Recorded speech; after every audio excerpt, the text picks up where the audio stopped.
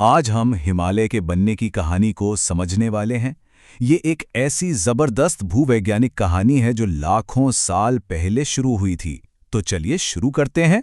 अगर अंतरिक्ष से देखें तो हिमालय एक विशाल बर्फीली चादर की तरह नजर आता है। सच में ये हमारे प्लैनेट की सबसे शानदार चीजों में से एक है। पर सवाल ये है कि धरती पर ये इतने ऊंचे पहाड़ आखिर बने कैसे? चलिए आज इसी राज से पर्दा उठाते हैं। अच्छा, तो इस कहानी को समझने के लिए ना हमें लाखों साल पीछे जाना पड़ेगा, एक ऐसे समय में जब इन पहाड़ों का नामो निशान तक नहीं था। आज भारत जहां है, बहुत बहुत समय पहले वहां नहीं था। असल में ये एक बहुत बड़े दक्षिणी सुपर कॉन्टिनेंट यानी महाद्वीप का हिस्सा था। इस महाद्वीप का नाम था गोंडवाना। और मजे की बात यह है कि उस समय भारत का पड़ोसी एशिया नहीं बल्कि अफ्रीका हुआ करता था। फिर एक दिन ये भारतीय भूभाग गोंडवाना से टूटकर अलग हो गया और इसने एक पुराने महासागर को पार करते हुए उत्तर की तरफ अपना लंबा सफर शुरू किया। एक ऐसा सफर जो लाखों साल तक चला। और अब आते हैं कहानी के सबसे रोमांचक मोड़ पर, वो पल जब ये लंबा सफर एक जबरदस्त टक्कर के साथ खत्म हुआ। तो देखिए ये सफर कैसे आगे बढ़ा। करीब 7 करोड़ साल पहले भारत भूमध्य रेखा के काफी दक्षिण में था।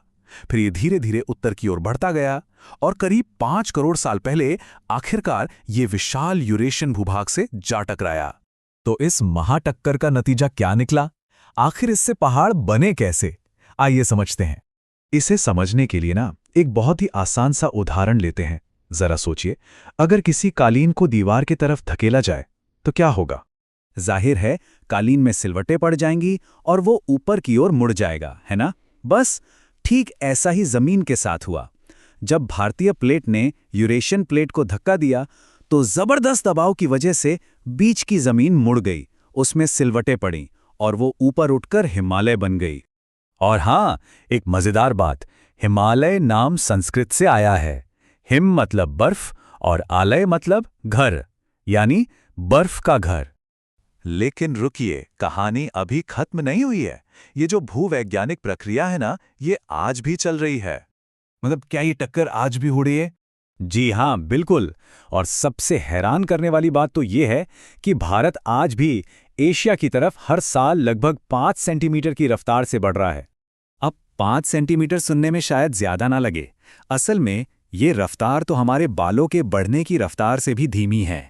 लेकिन सोचिए, ये धीमा धक्का लाखों सालों से चल रहा है और इसी लगातार दबाव का नतीजा है कि हिमालय की ऊंचाई आज भी हर साल करीब 5 मिलीमीटर बढ़ रही है।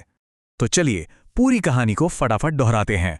पहला, भारतीय भूभाग एक दक्षिणी महाद्वीप से टूटकर उत्तर की तरफ आया। दूसरा, वो विशाल यूरेशियन भूभाग से टकराया। तीसरा, उनके बीच की जमीन एक कालीन की तरह मुड़कर ऊपर उठ गई। और चौथा, ये प्रक्रिया आज भी जारी है, जिसकी वजह से हिमालय हर साल थोड़ा और ऊंचा हो रहा है। तो अगर ये पहाड़ आज भी लगातार ऊंचे हो रहे हैं तो जरा सोचिए, आज से 10 लाख साल बाद दुनिया की ये छत कैसी दिखेगी?